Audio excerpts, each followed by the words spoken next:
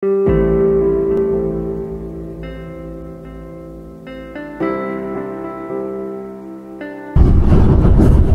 hari ini 9 Jun 2025. Tim Ihsanku untuk program Ihsan Korban kita di Zimbabwe.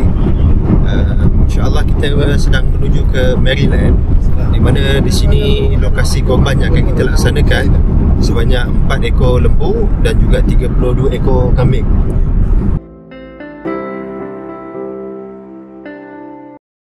Assalamualaikum warahmatullahi taala wabarakatuh.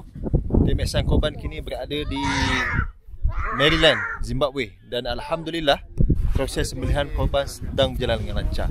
Seawal 8 pagi tadi kita dah sampai di sini, tim Ihsanku bersama dengan pelaksana tempatan iaitu Zimbabwe Halal Council untuk menyaksikan bagaimana kita melaksanakan korban hari ini.